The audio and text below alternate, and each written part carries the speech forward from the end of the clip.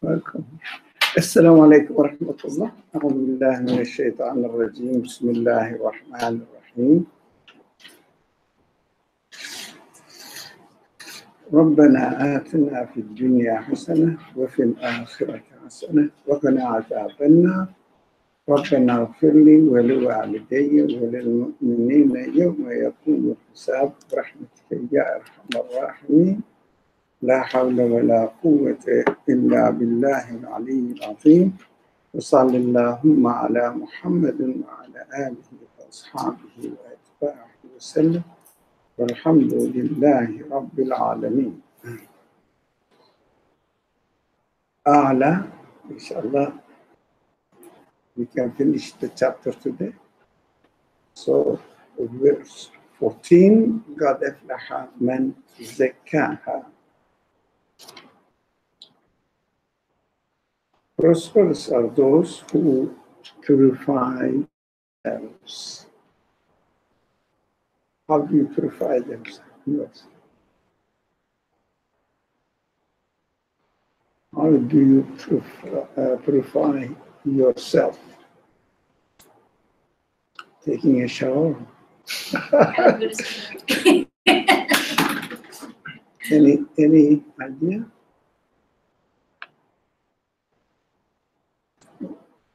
I think you want to say something. Fasting. Fasting. Fasting. He said fasting. Fasting. When you don't eat something, what happens?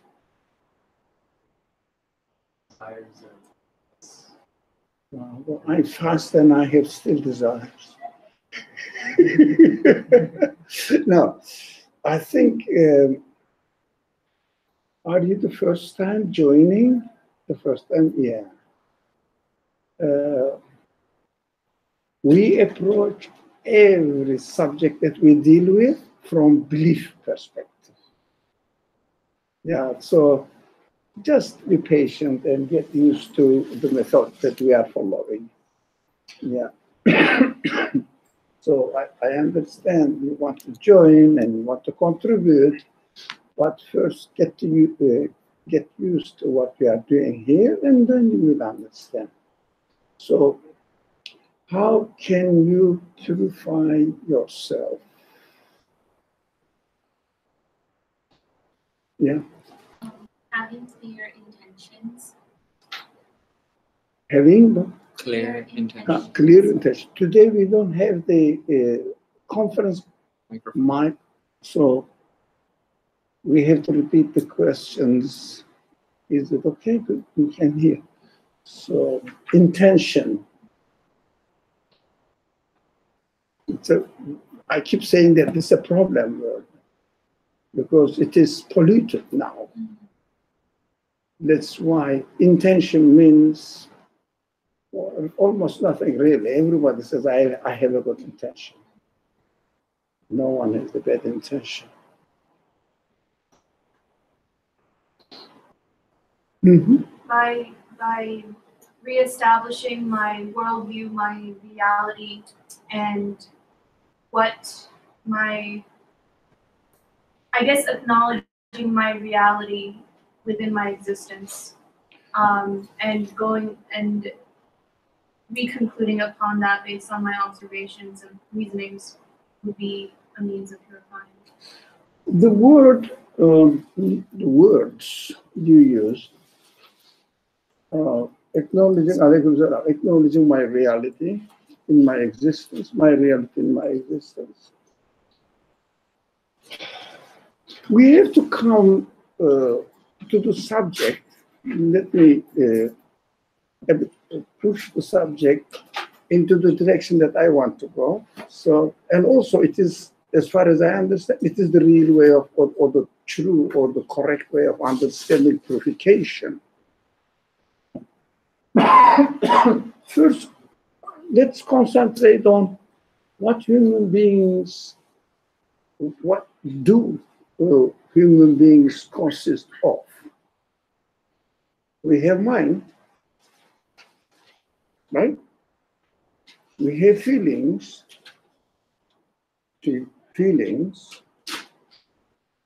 And in this, we have free will to choose in between, right? In between right or wrong. Where are the right and wrong? Or where are the rights and wrongs? Is it outside of us or within ourselves? Which one? No, it's a puzzling question. What makes something right or what makes something wrong, as far as my capacity is concerned, my human capacity is concerned? What is right, what is wrong? I have two options always, right? One option is, I don't want to use any vocabulary which may lead us to imitation. One is within human capacity, we have the tool or the tools to acknowledge what the truth is, what the reality is as far as our creation is concerned. And at the same time, we have an alternative capacity to reject it, to deny it, and find out any excuse to make this reality as an alternative. It comes as an alternative, but does not represent the truth, and human capacity acknowledges that it is the truth or it is not the truth. It means with the heart or the feeling, human spirit has two sides. One side represents the reality, the other side represents the complete false. No one can really, by using human qualities to approve it, which is represented in the language, human egoistic interpretations or tendencies. That's human being. When you use yourself, when you are aware of yourself, you see look. This interpretation is right, this understanding is right, but this understanding is not right. We understand this, but we have free will to choose either of them. That is something else. But if we really want to verify why what we have chosen is right or wrong, we use again our human capacities to understand that this is right and this is wrong.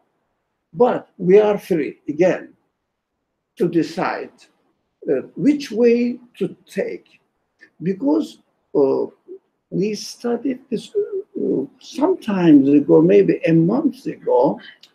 Human free will employs the mind either to produce excuses to make or to justify the mistakes and wrongs, but excuses. They cannot really find, if something is wrong, you cannot really find any means of confirming it. Now, or again, it is human free will. Human free will employs the mind to find out whether this one is true or not. If it is true, find the evidence for it is being the true option, right? So if we don't take into consideration that we human beings are given the ability to choose what is wrong, and even produce evidence for it in order to justify what is wrong. Excuses, which is called ego, human ego. Human ego represents what? Always the alternative to the reality. That is why whatever human ego defends, it cannot find any evidence to confirm it. But we are free to choose. That's how our reality is, which is called, let me speak with the Arabic word. The heart, in the language of the Quran, heart represents what? Human real feelings. Yeah, all feelings. Heart represents these feelings. And this is called qalb in the language of the Quran. The other alternative is nafs. Nafs. Nafs means, literally it means soul. But it is in the Quran, sometimes it is used as, to the meaning of soul, every individual being, it means really, and nafs, every individual being. But sometimes also it is used following the track of what nafs offers. It means egoistic interpretations, which attributes everything, every quality to its own object. If it's clear, the language is clear, it means, for example, this complex qualities. What egoistic interpretation means, attributing all the qualities of the computer to its material body. Nothing to do with the engineer. Itself, egoistic. The following, it is important, that's why I don't want to interrupt. The result of this approach, when it comes to ourselves, we attribute the qualities in our existence to ourselves. They are mine.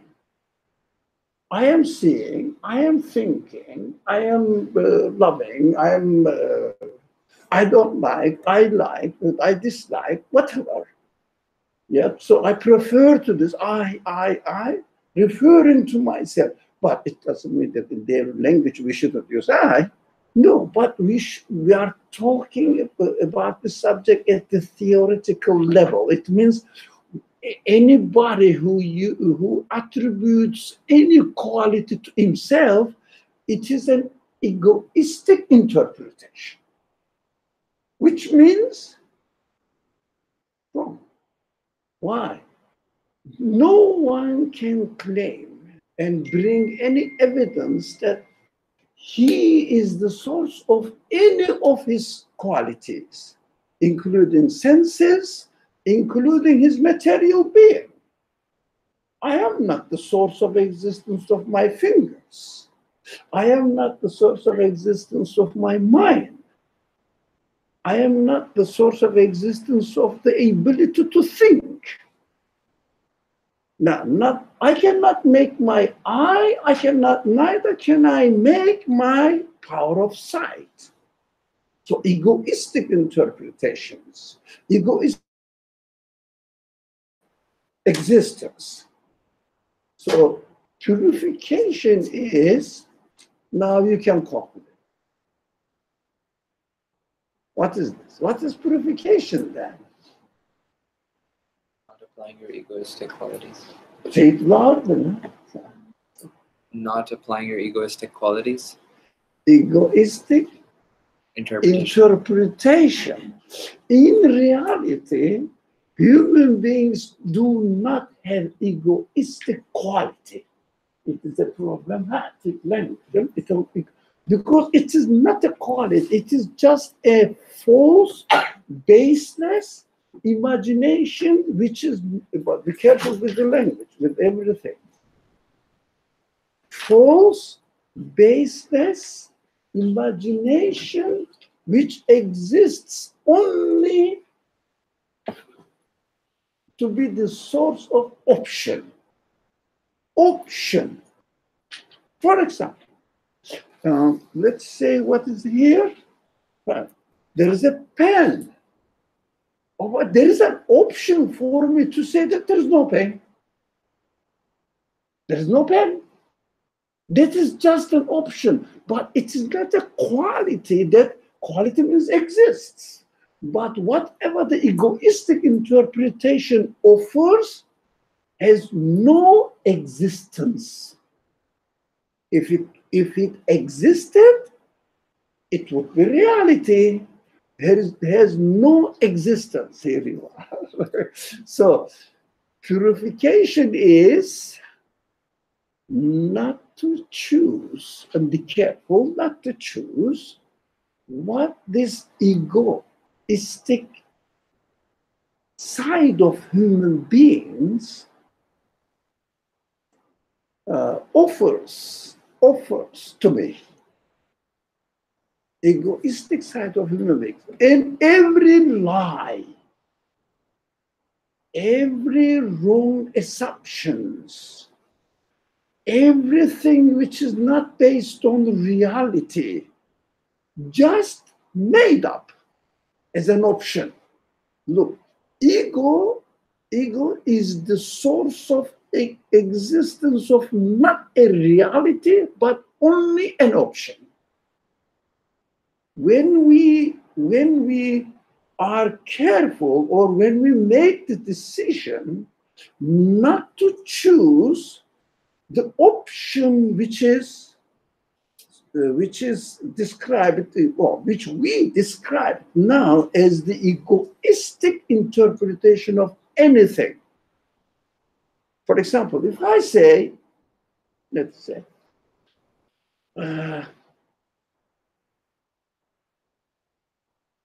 the typical example, there is no need to make a complicated one. The earth revolves on its around. What did I do? I interpreted the movement of the earth by attributing it to the earth itself. It means earth itself is moving, no? Earth, the globe of earth is created in such a way that we observe it as moving. You understand the difference? Puzzling? You said, yeah, earth doesn't move by itself. The movement of the revolving, the action of the revolving, when we attribute the action of the revolving to the earth itself, it is an egoistic interpretation. What does it mean? The earth ego claims to own its property, which is its quality, which is revolving, right? But it is not easy to understand or to grasp it after being brainwashed, conditioned under the scientific studies which attribute everything to the things themselves. So how can I get out of this prison? It's very difficult. That's why we have to repeat it and use a lot of practical examples to understand what egoistic interpretation means.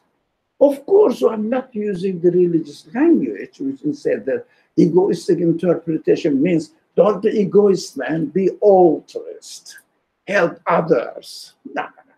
We are talking at the level of at the existential level. So the human behavior doesn't matter. You help other people saying that I am helping, right? What does it mean?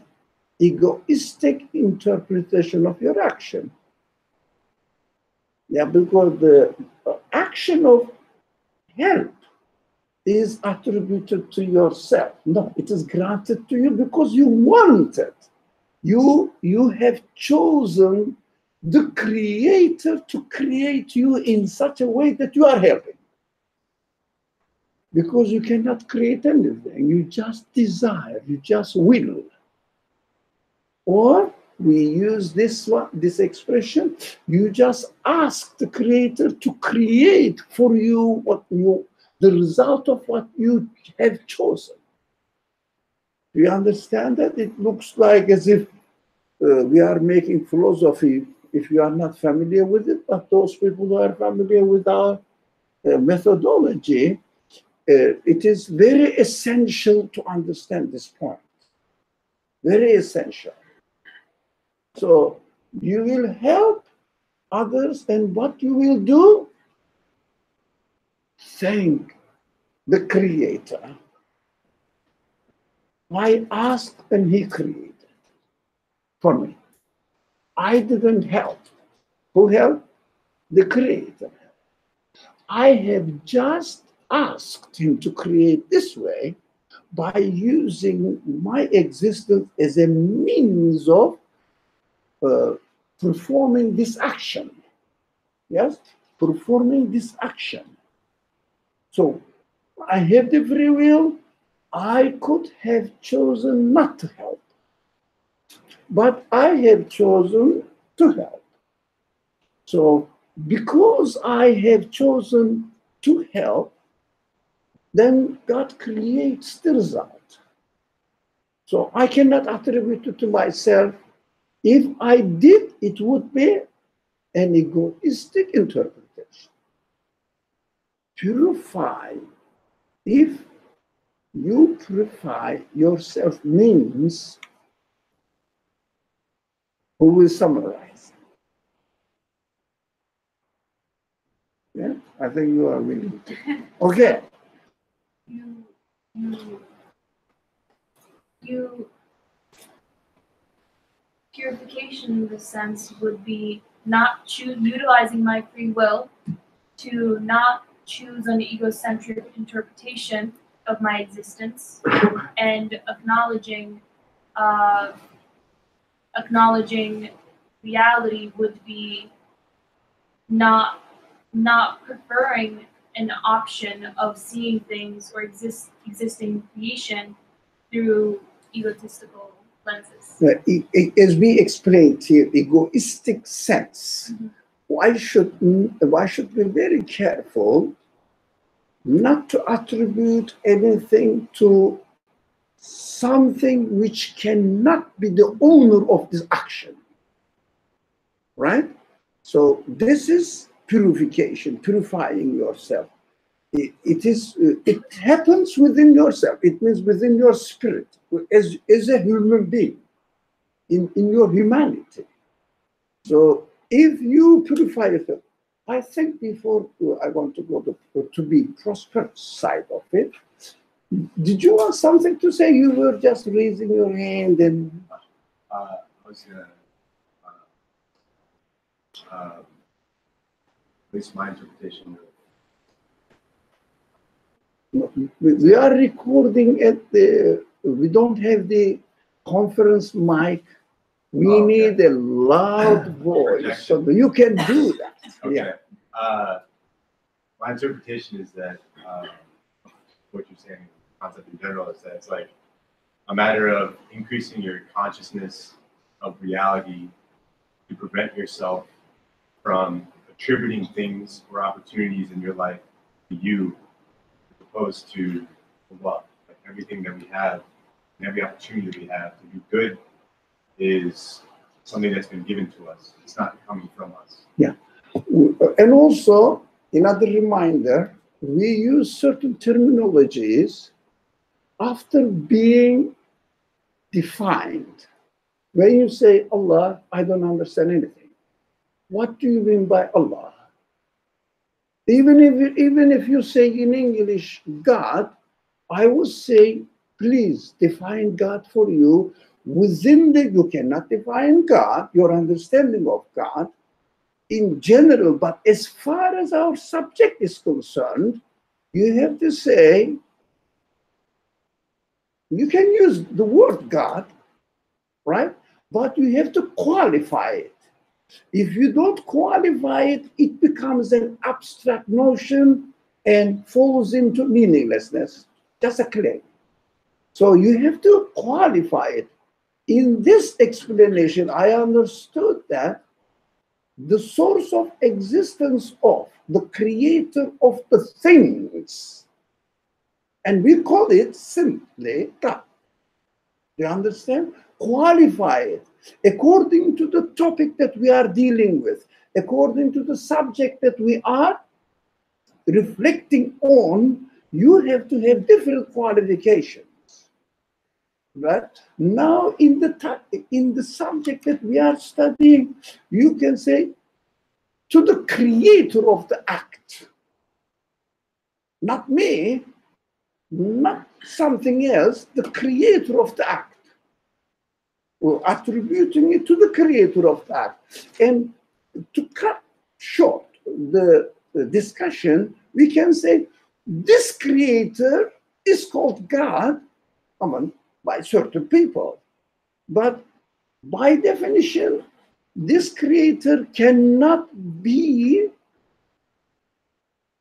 with any qualities pertaining to this world, this existence, the universe. So it is beyond the qualities of this universe. It means the absolute creator. So qualified, without qualifications, I insist on it. It's not the first time I'm rejecting the people who come continuously to our discussions. They are very familiar with it, and some may say that's enough. No, but there are some people, it's not enough.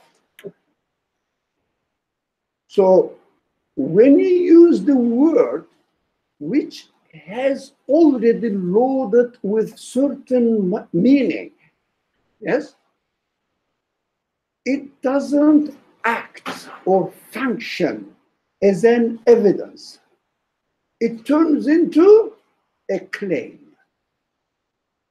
So you have to make in your mind clear about the subject and say, whatever you are talking, say the absolute creator of this event needs to be acknowledged. That is the purification.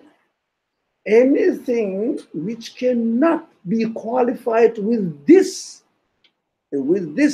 words, absolute creator, then it is the source of what? Egoistic interpretation. And this egoistic interpretation always makes us, human beings, fall into wrong, mistake. And because it is not true, you cannot really bring any evidence for it. So you can give a lot of examples. For example, people say, if I had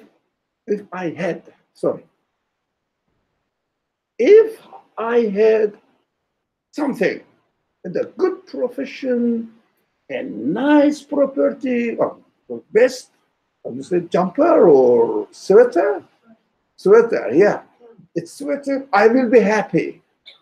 What do you think? The happiness lies on having something of this world, or acknowledging the source of the creation of sweater and attributing the sweater to his favor, grace, bounty. So contextualize the subject. We have to know that, for example, I'm hungry. I need what? When I'm hungry, what I need? What do I need? Sorry? When you're hungry, you want to eat. My body needs food. As a human being, I'm making it on purpose, don't worry. So that people will fault that I will emphasize on the difference between realization. So, or not being aware of what we are doing.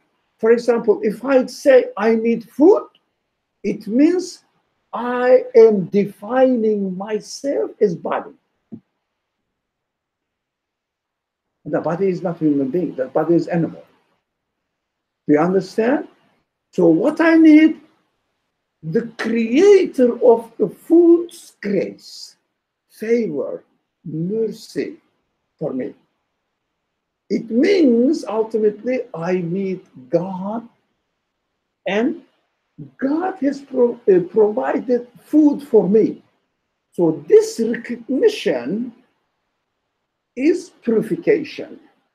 If I say that I need food, but not the tongue says, my mind, my understanding of existence.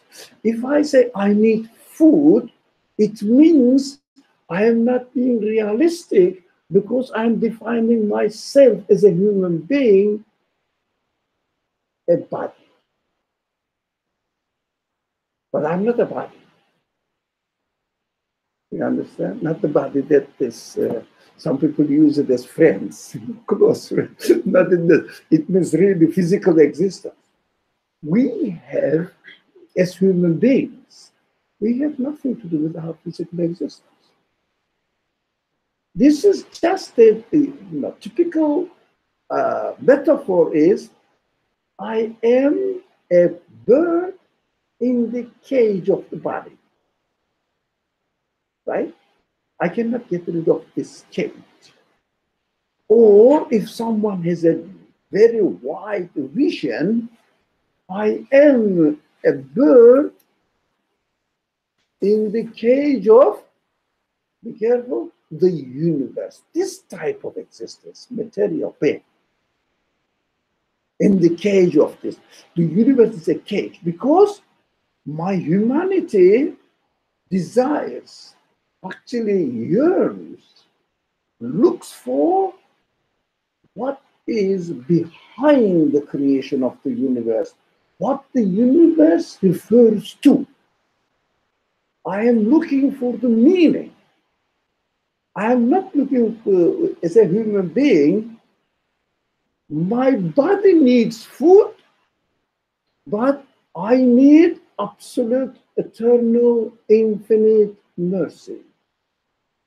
So this is the means of experiencing the manifestation, partial manifestation of absolute mercy when you have your dinner.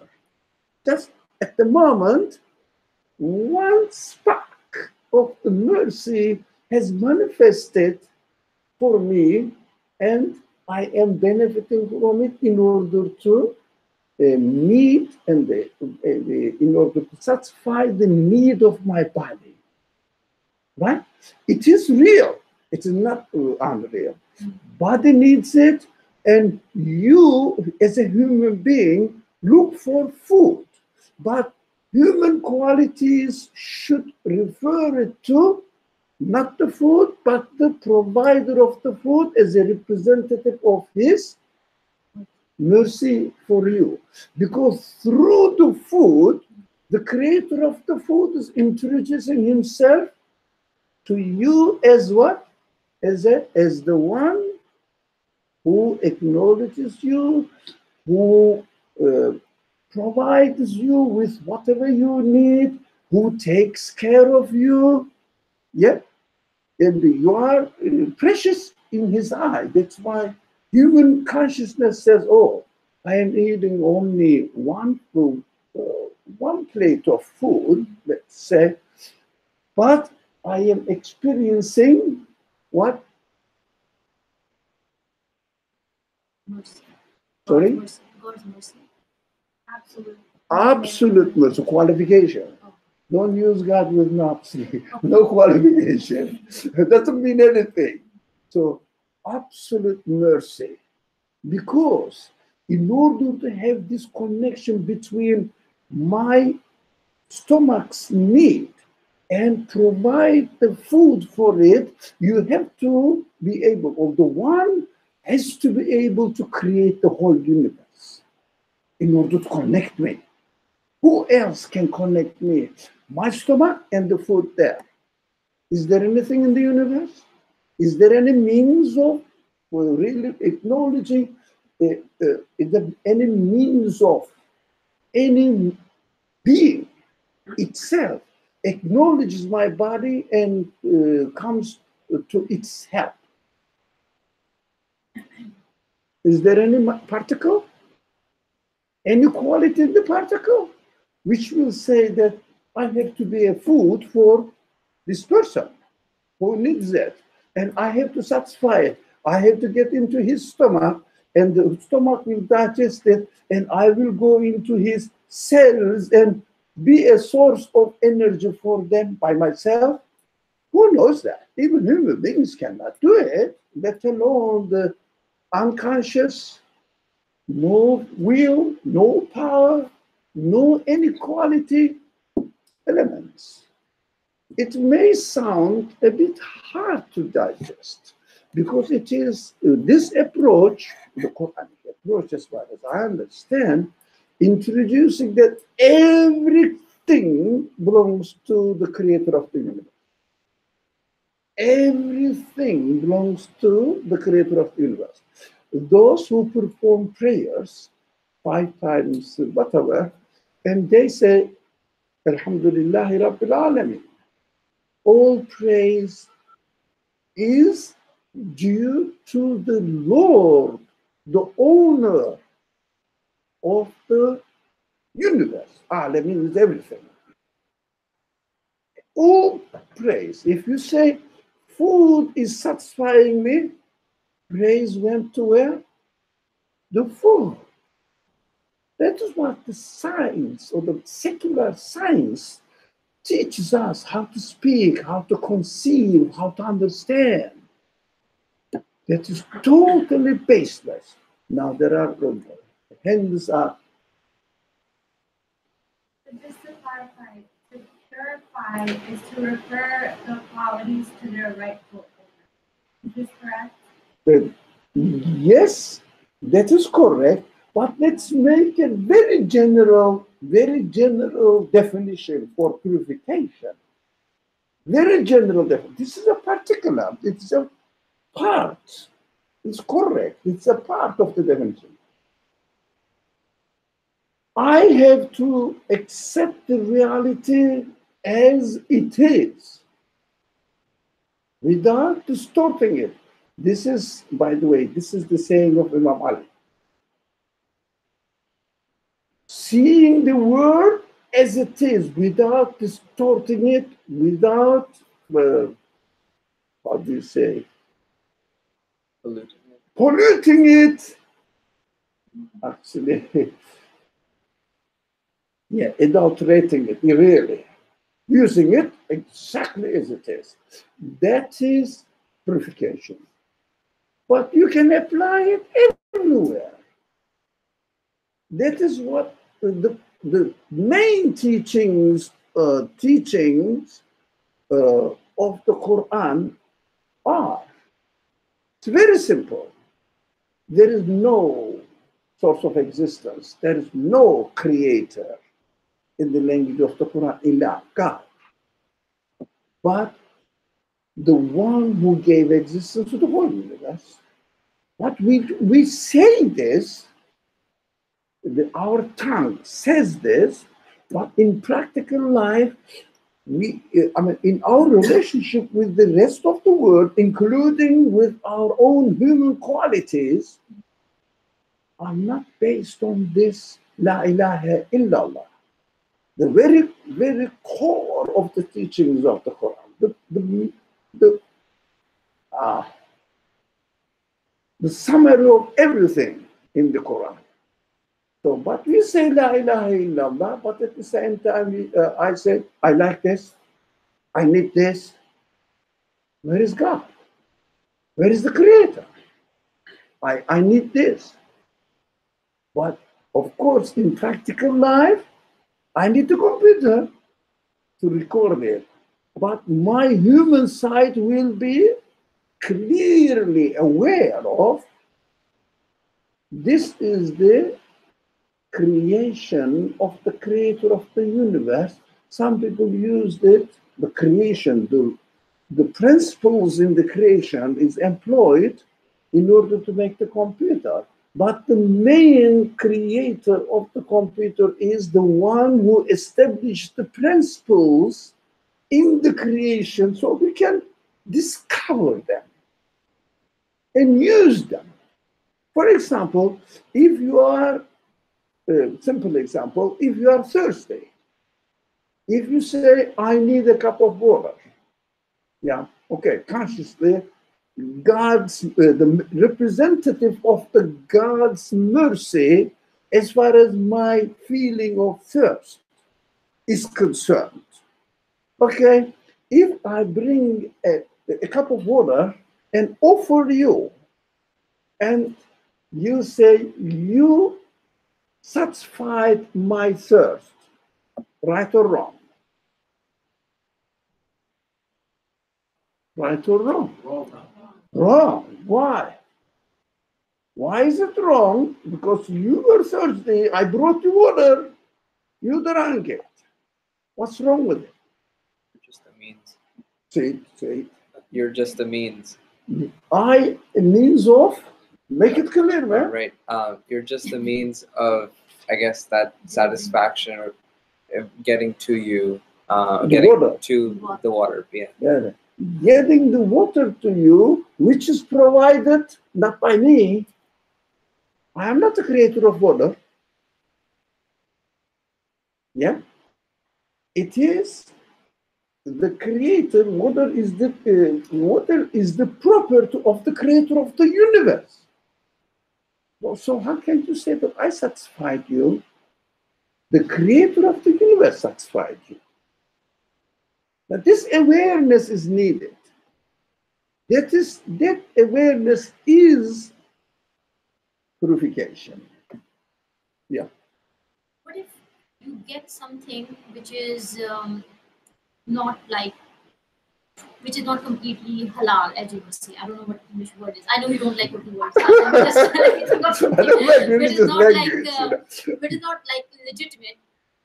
Let's say, for example. Oh, then water is legitimate. Right, I'm but- not drinking wine.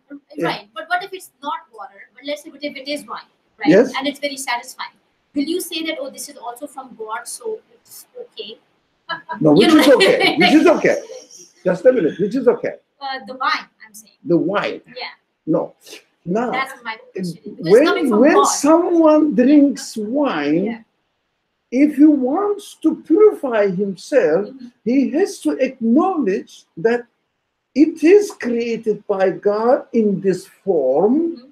but the owner of the wine is him. He says, don't drink. Yes. But as an exception, we could use it as Oh, no. exception or medical. That's all. It's an exception. But in the example, yeah. So God says, don't use it because it is intoxicant.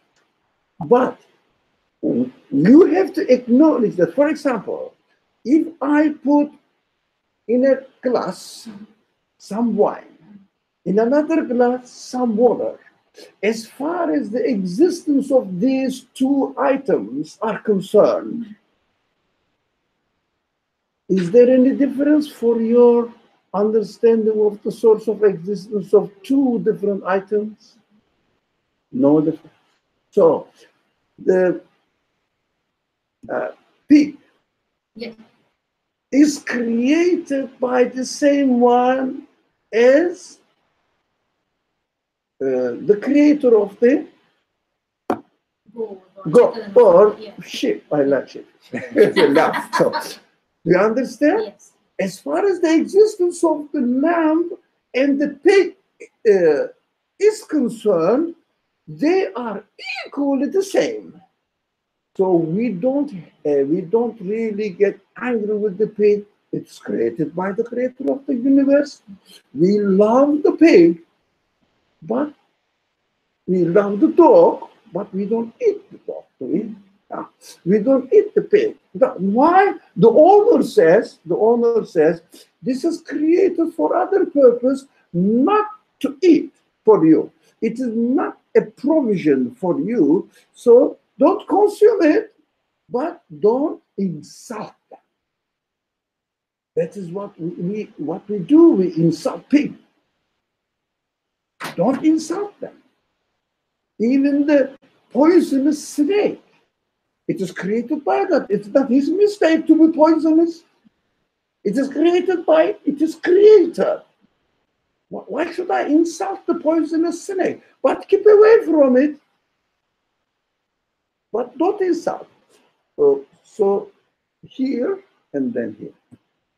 Just as easy it is to contribute I myself to the action, to the cause, to quality. Like I would to attribute all qualities to myself, egotistic way. In an egoistic way. Right. Yeah. And wouldn't it be, I think it would be just as easy to not take accountability for the mistakes made, which is also the mistakes that I have taken from free will. So because of accountability, we find excuses to not be responsible, to not be accountable. So how do we, for mistakes that are made, I'm saying for me to be accountable, like if I don't hold myself accountable. First of all, as you have noticed so far, I'm sensitive about pre-accepted vocabulary used, such as accountability. What do you mean by accountability? I'm not asking this question to you so that we will divert the subject. No. We have to, what do you mean by accountability? Accountability has many other implications. Now we will die, and God will set this the day of judgment, and God will ask you why you have done this, why you have chosen this way or another way. And there the accountability is referred to this. What we will say, whether it is conformable, acceptable, approvable by my human qualities or not. So if anything is wrong, that I have chosen, then this is my false reasoning, false understanding, and misusing my human qualities. Yeah, that is it. But accountability has many other implications that we don't want to get into this stuff. Yeah. With the false reasoning, how do I come to? I want to realize that I'm friends with you, so I can go to this purification aspect. You have to use your human qualities to make the distinction between right and wrong. You can make it if you have the intention or if you have the decision to make it while you are using your free will. Because you have consciousness. Everybody has consciousness. The consciousness means a quality of human being which makes you realize that whether you have done something wrong or right.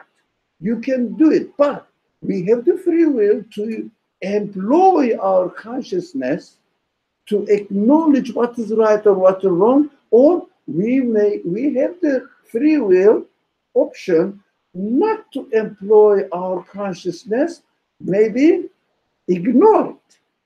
For example, I have a free will to use my eyes and see you, and at the same time, I have a free will not to see you. Close my eyes.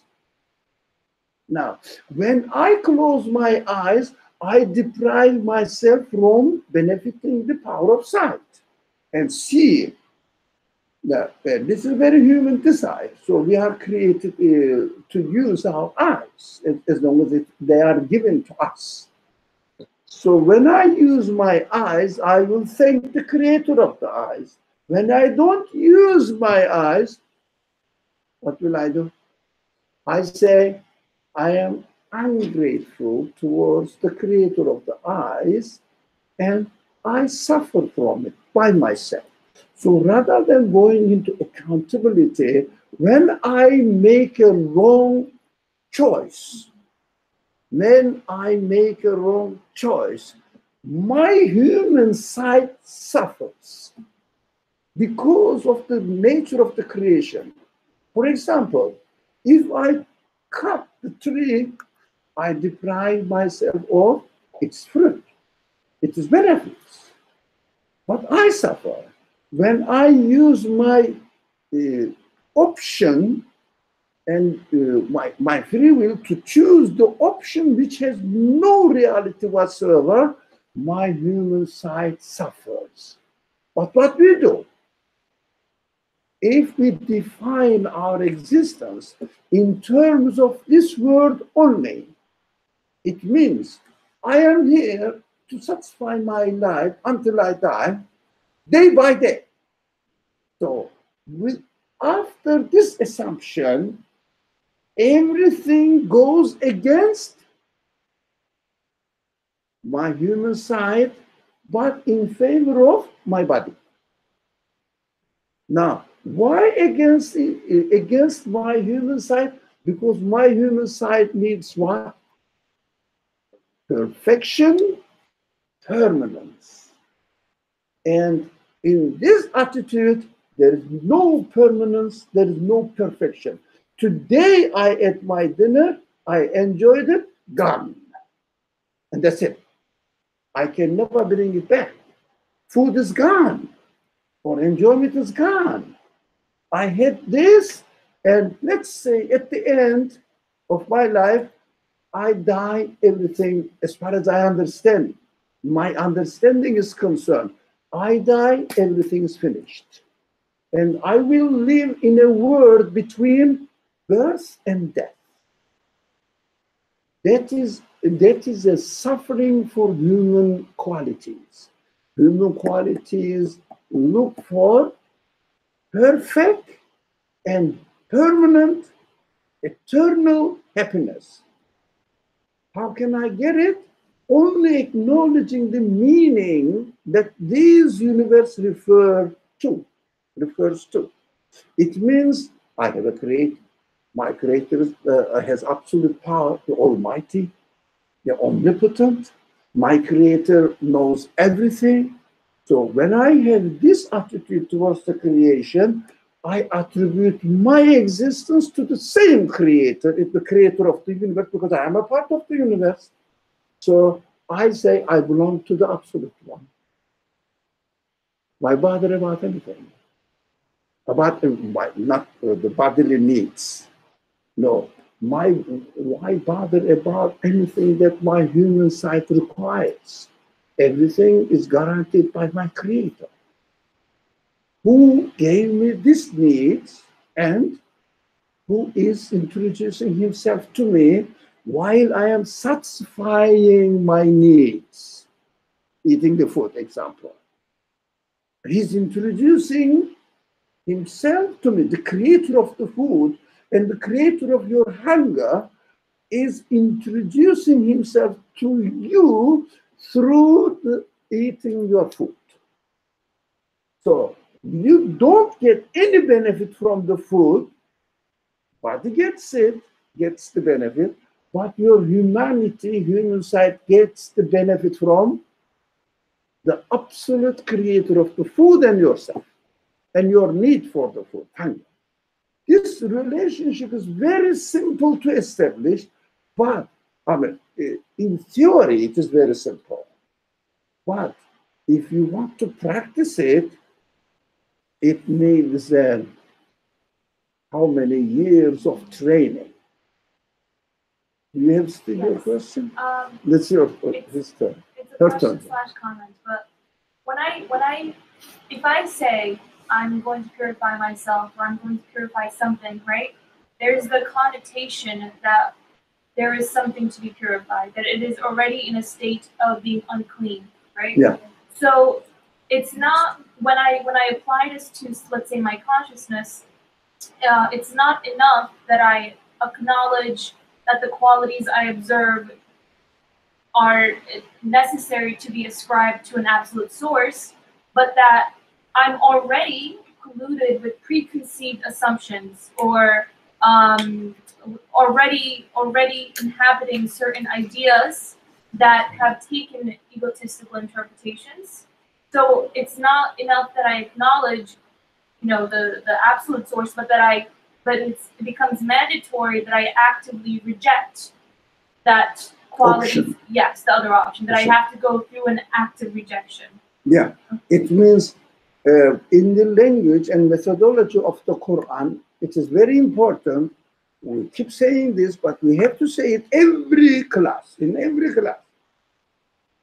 The main, the core of the teachings of the Quran starts with, there is no God in the creation. There is no created. There is nothing in the creation who can be the creator, who can be the source of existence of anything. So first we have to reject this option, La ilaha. I am not the source of anything in the world, source of existence of anything in the world. When we acknowledge this, when we understand this, then the universe out there exists. What is the source of existence of the universe? And then it comes, the second stage, illallah, in the language of the Quran. It means there must be an absolute creator, the one who is consciously creating the universe and introducing himself to me. So without rejecting the option, which is egoistic interpretation of anything, this is the option, we cannot really confirm what our human feelings or human qualities need. So you say, the food doesn't acknowledge me. It doesn't acknowledge me? Yeah, it doesn't. It doesn't know. And who is acknowledging my hunger then? Sorry? Yes. Yeah, the creator of the food in this particular example, he is acknowledging my need. Not the food is acknowledging my need. That means this process is in the Quran is La ilaha illahu. Yes? La ilaha, we have to feel hungry. Sure. And we have to feel the need to satisfy our hunger. That is another reality. And then we have to look for the food and question, is it the food who is satisfying me? Does the food know me? Does the food have any mercy on me? Oh, they are made of particles, man. They have no quality. They have to be as they are given existence. They cannot give existence to themselves. And then say, no, who is satisfying me then?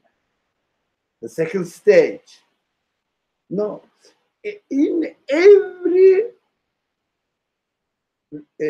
interaction with anything else in the world, that we establish this instruction, we do this interaction, how do you say? We interact. In every event, we have to go very quickly. If we are trained, then this cannot be the source of my satisfaction, but the creator of this is satisfying me, introducing himself to me. Whatever you do, whatever you have interaction with anything. So it means in every interaction that we have with the universe, we can comfortably acknowledge the Creator and our reality. Now, there was a lady behind there. Do you still want to make a comment or ask the question, whatever you want to do?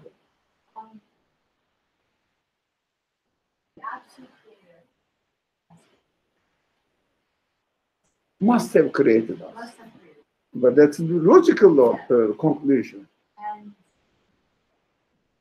life feels like we have choices to make. We have choices to make. On a daily basis, we have choices, decisions. Yeah.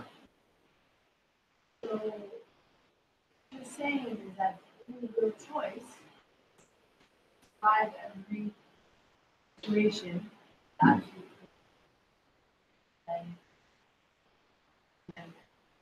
So you also couldn't get it. And then what? So every choice can be used, correct me if I'm wrong, every choice can be used to attribute it perhaps to its creator. No, no.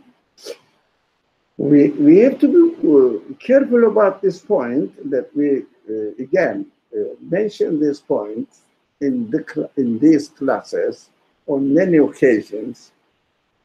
The choice is given to us to be used freely. It doesn't mean that the creator of the choice is choosing. Creator of the choice has given me the opportunity to make decision, and I am choosing by using the free will given in me. That is my choice. Now, choosing doesn't mean creating, right? Choosing means asking the creator to create this one or this one for me, right? Choosing doesn't mean to do. Choosing is like a tool given to you. You can use the tool for this purpose or another purpose. You are set free. We say in a, how do you say, in a phrase that free will by its own nature, quality, is free to be used. Now, it is free. By free will, it's free to be used.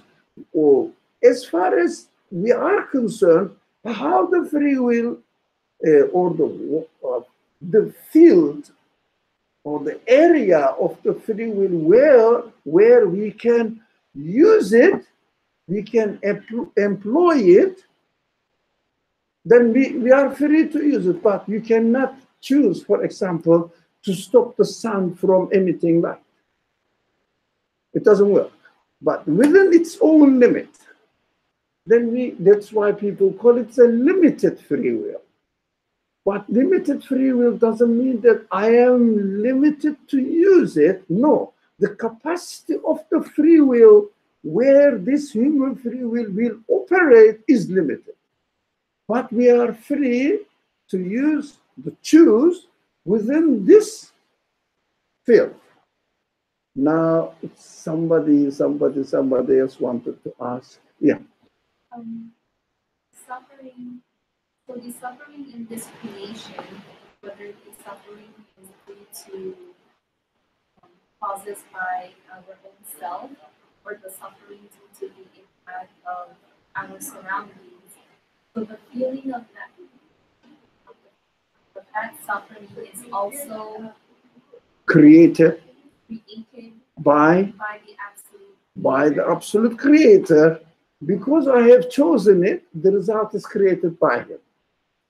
So we can analyze that this suffering is created by him is not bad, because only through the suffering that we understand that we have chosen or we have made a wrong decision.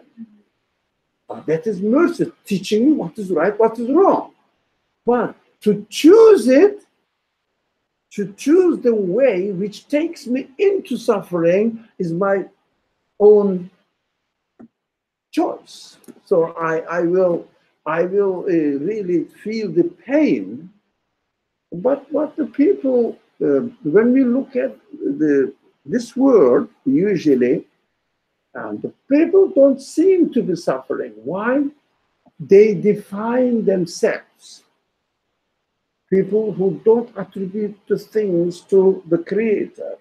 Even we, when we don't attribute the things to its real owner, the Creator of that thing, we don't feel to be suffering. Why do you think?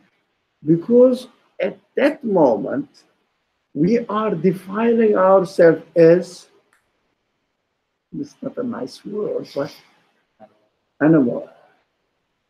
So, if I define, you don't define, I may. If I define myself by denying my human capacity, reducing my capacity to the animal level, it means living being, like a cat or dog or a bird or I don't know, whatever, a frog or whatever you can think of. So then you don't feel suffering. Because your definition of yourself is what? I am an animal. Right? Because what you are doing is nothing but what an animal can do, and they usually do it. So, do you think the animals are suffering? While they are eating, not attributing it to the Creator, not being conscious of it? No, because animals, by definition, have no opportunity or capacity to acknowledge the Creator as an animal, right? But as a sign to the Creator is different aspect of the matter. Don't confuse. As an animal, when they eat, when they are satisfied, what do? They don't eat extra. They stop. We do. I do. They don't eat so extra. Why? They live on day by day satisfaction. So they got it, finish. They don't think tomorrow. So if someone treats himself like an animal, then by definition he doesn't feel that he is suffering, because by his own definition, treating himself as an animal is already enough source of suffering, but he is blind, he is dumb to his human reality, reduces himself to animal level. Now, I think this gentleman has been waiting in the queue. Yeah, in the line. Say pretty well, more like perspective. Because there's like free will, like perspective. There's also With the same thing, the action is the result of perspective, if I understood you correctly. So it doesn't matter when you have the perspective and when you use your free will to put it into action or not, it is another choice, practice of free will. So first, what we do here, we don't go into action. So because if I am not aware of the perspective, I'm using borrowing your word, if I am not aware of my perspective, whatever action I do doesn't matter. Whether I eat one plate of food or 2 plates of food doesn't matter, because I am treating myself as an animal or as a human being, acknowledging the Creator of the universe and experiencing the manifestation of the absolute mercy. In eating one plate of food, doesn't matter the amount. Even one single atom is enough to witness that it is Creator's absolute. Nothing can bring anything into existence if it is not the Creator of the whole universe with its own whole order, design, order. Yeah, as it is, as we say. Because we cannot really dissect the order. Everything is interrelated. So you cannot dissect or take one part of the universe. There is an order here, another part of the universe, section of the universe. There is another order, has nothing to do with each other. Impossible. And no one on the speciality in physics can say that there is a law operating somewhere. They call it law. Yeah, we call it the will of the creator. They call it law. There is a law somewhere independently asking from the other laws, not interrelated. Such thing doesn't exist. Impossible. For example, whatever you think of it, millions of examples you can get from any kind of scientific study. No one can say that this thing exists isolated from the rest of the universe. Impossible. No evidence, no human logic. So whoever gave existence to an atom or particle must be the one who gave existence to the whole order of the universe.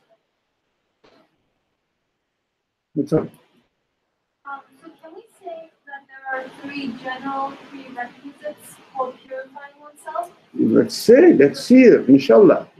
Good summary. First one is the recognition of the human side, the human need, desire.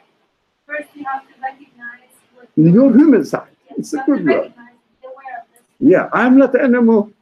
Yeah, And I am in a body, but human side is residing in it.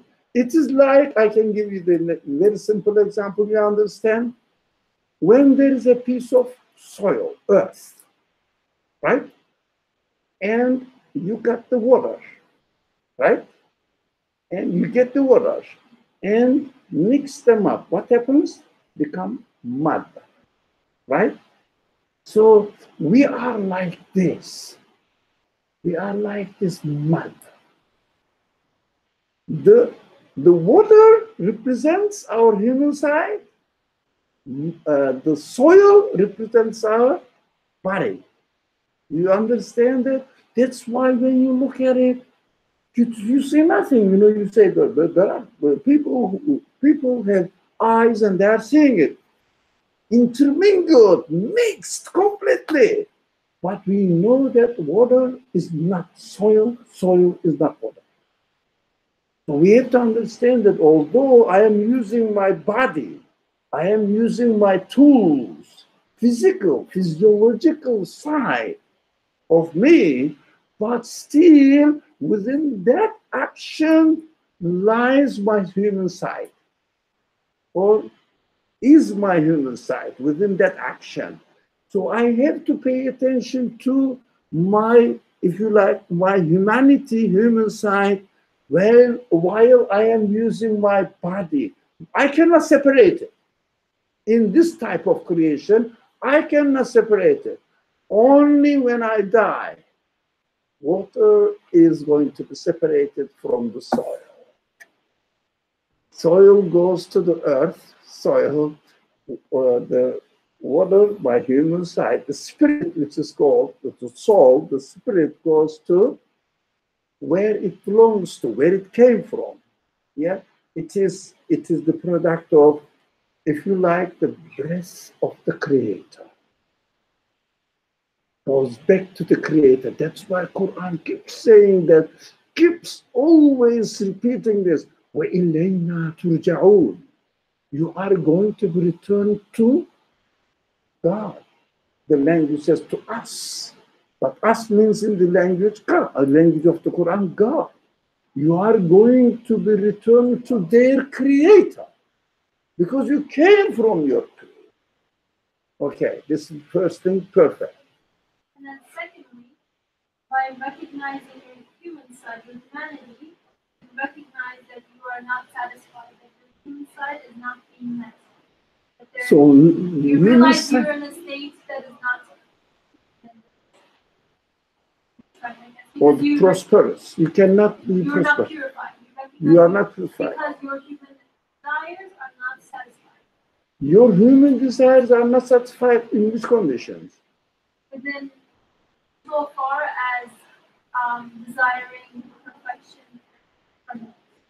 In this universe, expecting that the universe itself is going to satisfy me, you cannot find no evidence whatsoever that the universe is going to satisfy you. Who is going to save you from death? Who is going to save you from being in a fleeting existence form in this world? Who? Galaxies can come together, cannot really give you life. And cannot give, I don't know, give you shape, your shape. Or cannot provide you anything, galaxies themselves. But the creator of everything is making you in this universe as you are. That's why this saying is, I really love this saying. Yeah. Belief is acknowledging the universe, the things as they are in reality, not polluting it, not distorting the reality, as it is. Okay, the second stage. Good. and then the third one. But the condition in the second stage, my desires cannot be satisfied by the matter, by the universe itself, by anything which is the part of the universe, cannot be satisfied with any of them because they are all temporary, they are all fleeting, they are all subject to the order of the universe, and they cannot really have any control over the order of the universe. Establish your mind. It is not difficult. The practice of it is difficult, but understanding is not difficult at all. It is so simple. Maybe the simplest language is La ilaha illallah. Very simple. There is no source of existence but the creator of the whole existence. That's it. La ilaha illahu. Very simple language. But you can ask yourself, which I do ask myself, am I living in this world according to La ilaha illahu? Most of the time, not. Most of the time. Which means we are lacking, missing the training of the belief. There is no belief training going on in any religious community. Christians, Jews, Muslims, there is no belief training, education. We talk about, I go back to your, when you fast, you purify yourself. No, you may become an egoist, saying that I am fasting, I sacrifice myself. It doesn't purification, it's pollution. By fasting, you can pollute yourself because there is no belief training behind it. You may pollute yourself, say, being proud of your fasting, becoming a very religious man. It's very dangerous. So belief training is extremely important. That's why we do in this class only belief training. And theoretically, studying theoretically, not practically. Also, the third, we didn't come to the And third. the third one, and this one has like a sub-steps as well, but the So awareness against what? has many like little points within the I one see, itself. subtitles. So, The awareness of the two different points, holistical and the reality. yeah, acknowledging the reality. Acknowledging that these two perspectives exist, or Yeah, confirming yeah. that these two perspectives exist, and that you have the ability to choose one or the other. Yes. And then from there, the fourth step is what you choose what you have to do. What is your humanity requires you to do. So but after you go through these stages, at the end you say, what am I supposed to do? So I have to use everything as a means of acknowledging the absolute source of my existence, which to which I belong. It's perfect understanding. So whatever happens, really, I understand that it is the action performed or created, realized by the Absolute One. I belong to Him. I belong to that Creator, the conscious, mighty Creator. I think it's your turn now. You have also, because we are close here, so I ignore him. So earlier you said that ego is not a quality, but rather it's basically, how I phrase it, a non-existent option that one may choose. Yeah, a non-real, Sure. non-existent, correct, Right. correct, but non-existent, but not real. So Yeah, exactly. So I struggle with this because while everything, Struggle with it? yes, Come on, man. It's the most beautiful thing to realize. it is beautiful, but Yeah. I struggle with it a little bit because when we were talking about free will and how we're choosing basically, or we're using the ability to choose opportunity, and that there is this some quality, let's just say a quality exists that allows me to attribute that choice to myself, like the fact that I am choosing To another thing other than the creator. other than the, well, no, not attributing, I'm saying choosing, right? Choosing. Like if I make a choice to drop this pen, I can confirm that I made this choice. Wouldn't that quality be ego in that sense, or wouldn't the quality that allows me to attribute this particular action or the choice to myself, in a sense, ego? That's an option. That's just an option. In the language of the Quran, it is, you might have heard of it. Satan is the representative of any egoistic interpretation. Self-centered. You understand? Interpretation. When you read the Quran and says devil, Satan, or whatever, yeah, all these nasty figures, even challenge God, yeah, saying that you created me with this quality. That's what Satan said. Satan says. It means, I'm not referring to you. So that was saying that, for example, I'm utilizing my free will, and I can say, back to the creator and say, you gave me the free will. Yes, to choose, the option to choose, but he never creates anything existent out there to justify the wrong choice. So he has given us the consciousness to use it, to use the consciousness in order to investigate whether this choice is right or wrong. So in the language of the Quran, it says, the Quran explains it, Satan says. Now, some people say, we'll say in the hereafter. No, not here. Not in this world. Satan says, I just offered you and you followed. I didn't force you.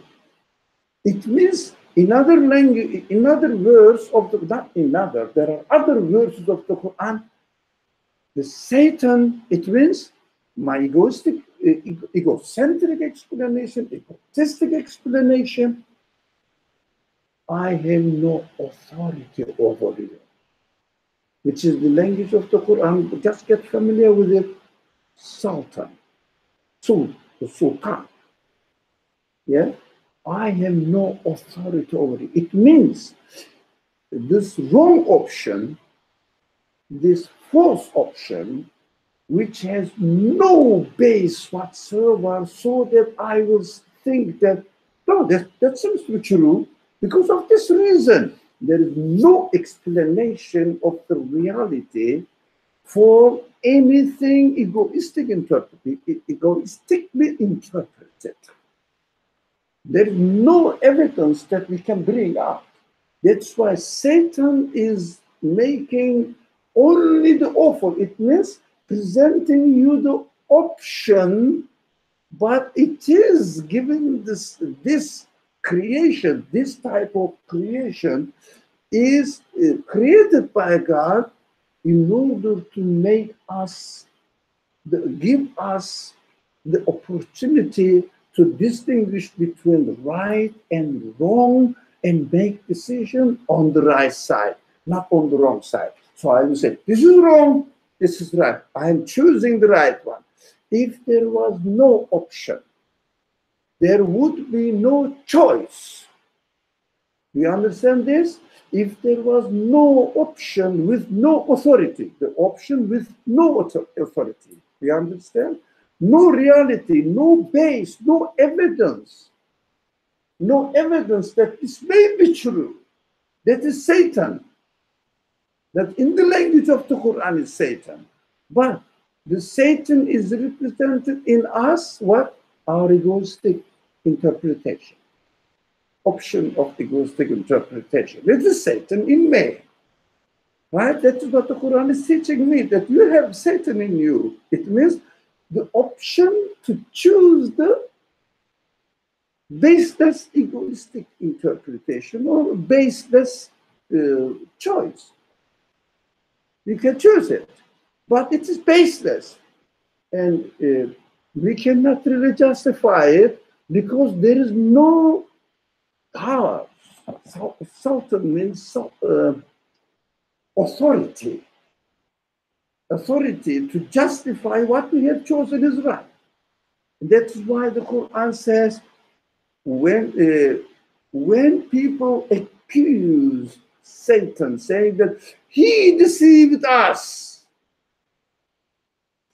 Satan said, come on, man, I just show you the option which has no authority whatsoever. You followed it. That's your decision.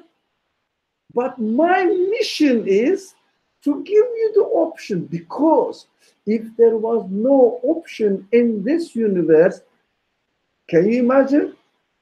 Can we exercise our free will? We would be like a stone, like a human, not a human being. What makes us the human being? First, deciding what is wrong and deciding not to choose the wrong. You understand?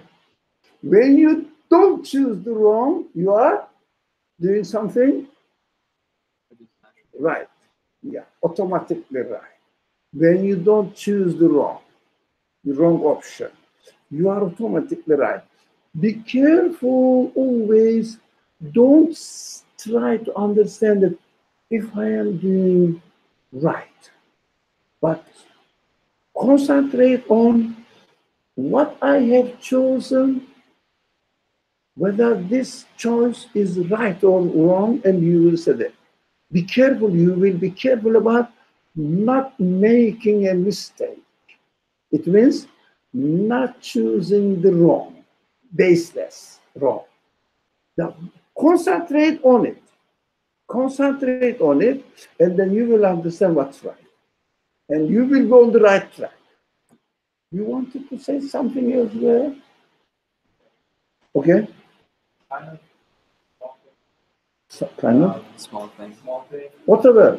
Yeah. They're like, said egotistical, and then you said egotistical.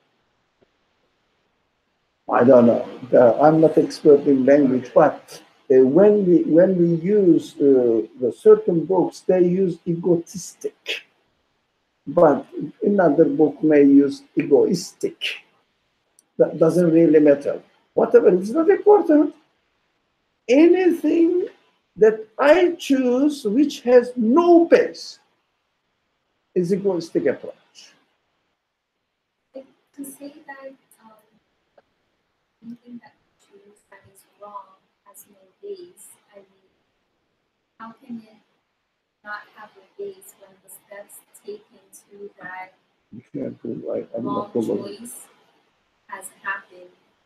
Like, we can't deny or reject the steps that were taken for the wrongness to occur. So, like, for example, I don't understand the language.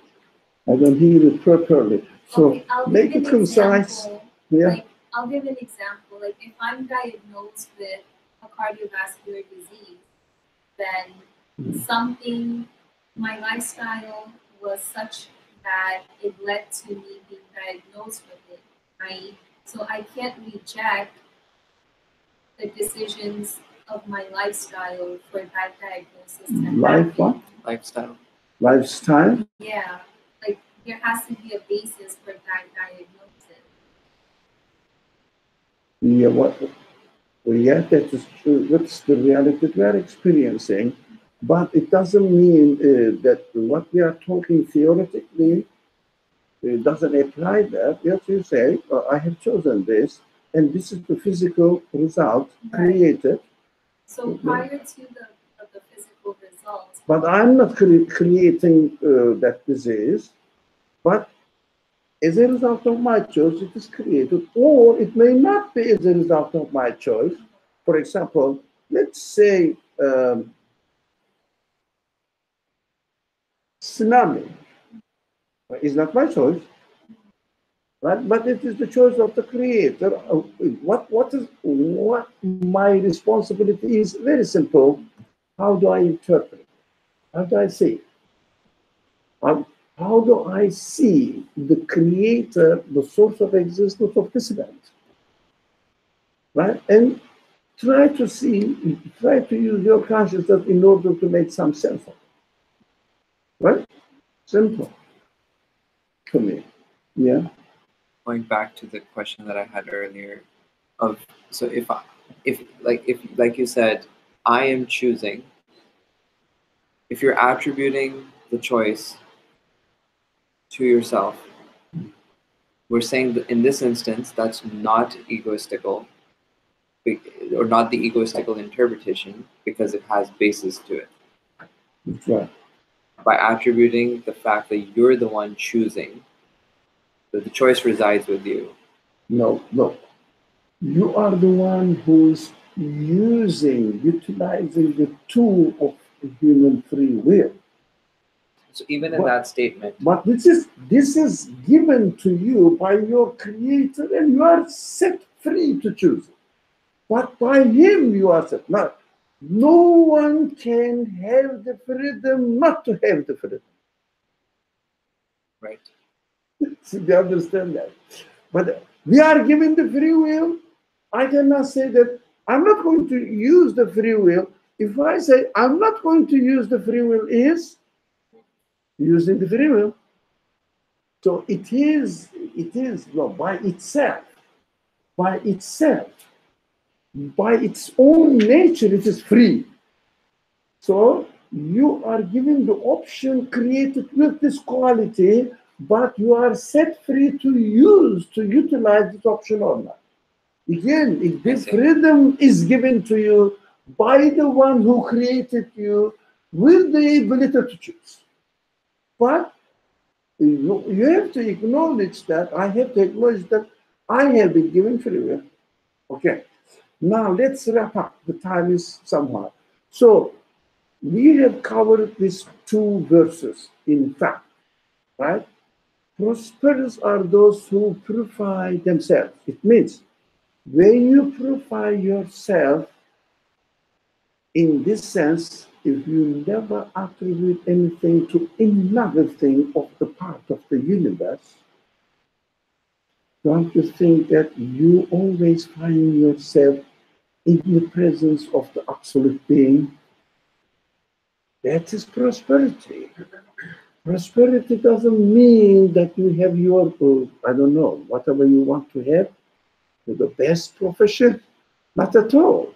Prosperity is practicing the human qualities in order to acknowledge the creator of the human qualities, and your creator is the absolute being. You belong to him. You belong to him. You get it? It means in the language of the Quran, Inna lillah. We belong to God. With everything, with every sense. So when you belong to God, as if the simple example, you signed a contract with a company that very rich, okay, filthy rich, and it has in every country its own branches, and you can never imagine that this company is going to fail.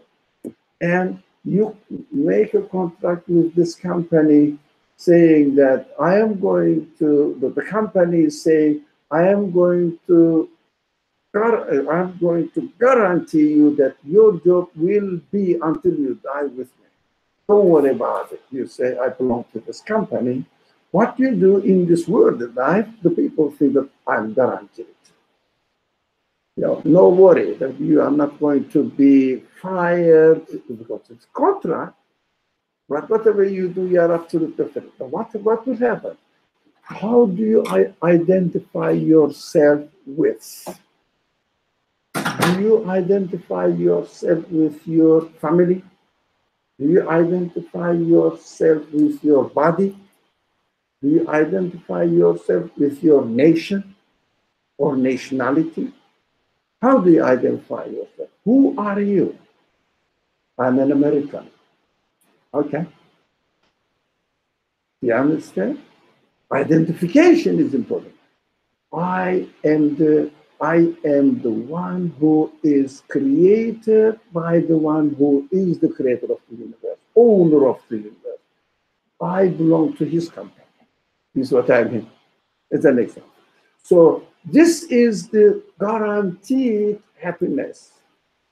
If there is if we don't have a prosperous life, it means we are doing something wrong as far as the process of purification is concerned. That's verse 14. Okay. Verse 15. And remembers the name of his Lord. What does it mean? He remembers the qualities of the creator of the things that we are interacting with manifested on that object. When this is the name of his Lord means the qualities of the creator, of the owner of the universe, Lord of the universe. Then you remember. How do you remember? By disqualifying, by not choosing the false option. The result is, come back to our simple example. When I'm hungry, food is there. While you are eating your food, what do you remember? For me, what am I supposed to remember? The absolute mercy of the creator of the food. Absolute mercy of the creator of my need, hunger for the food. Yeah? That is the name of the Lord. Name of his Lord or name of the Lord. Manifested in the food. If you remember, then you have purified yourself. When you purified yourself, you are happy. It means your human side, which requires two things, two fundamental things. Perfection, eternal perfection, eternity. It is possible only with the creator of the universe. Right? So that is the source of prosperity. But the other source of prosperity that we imagine is related to our animal life. Now, in praise, it means support. The praying is maybe salah means at the same time supporting and an idea, and how do you say, yes, an idea or the idea you receive from someone. For example, we make salat on the Prophet. What does it mean? Whatever the Prophet brought to me, I support it. How do you say? Are you trying to represent? Sorry? Represent it? Endorse it? I endorse it. I endorse Salah in this sense. So prayer is the endorsement of the reality that I have chosen. So prayer means, what do we do during the prayer? Whatever the conclusions we have gathered during our life, present it, express it. That's the prayer. So present it and express it in the way that the Prophet showed you. What we said, I will repeat this one, and that will be the end of it. So today's prayer must be accompanied by three elements at the same time. Because we are in this universe, and my body, my animal side, is the part of this universe, so I have to express it through my body. And my tongue expresses my conclusion with a language. So I have to express it with my language, using my tongue. For example, the best example is, God is the great. So if God is the great, what am I supposed to do? Acknowledge it by showing that I am not great. Huh? Putting the body down. Right? And also tongue says, God is great. Allahu Akbar. But you should never forget, if it is going to be a prayer, acknowledgement, it must be together with the consciousness. I must be aware of what I'm doing. Yeah? My body is there, what does it mean? My tongue says Allahu Akbar, what does it mean for me? Is it really so? So in these three elements, if the three elements present in my action, prayer action, that is what prayer is. That's what the prayer is. Otherwise, do some sort of gymnastics. Okay? So, remembering the name of Lord means when you purify yourself, that's the inevitable result. When you get this result or reach this result, you are prosperous because you have no worry about your existence of anything, because they all belong to the absolute being. You are aware of it. So nothing bothers you. But it doesn't mean that your body needs should be ignored. No, that is how we are created, through this relationship that we are interacting with the universe. You have to go, you have to breathe, you have to eat, and you have to have something, some clothes and to scroll. Through this relationship, we are expected to acknowledge the source of the existence of this relationship. That's it. You are prosperous. Don't say that we didn't really emphasize on the verse 15, because remembering, we said remembering is not in the form of knowledge. We discussed this before. Earlier. Do you remember that? Those two are. Remembering is not in the form of knowledge. For example, oh, I've forgotten your name. And I remember now your name is Ferial, for example. That's not remembering. What the Quran says remembering is, we discussed this matter before. Remembering is what is in your potentiality to discover it, what is already there. To discover it, to become aware of it. But it needs a long-term training. Remembrance is not easy job, but theoretically it's easy to understand. It is not strange, but practice it. We have to work on it. Okay, I think the time is really late. بسم الله الرحمن الرحيم. سبحانك لا علم لنا إلا ما علمتنا إنك أنت العليم الحكيم. وآخر دعواهم الحمد لله رب العالمين.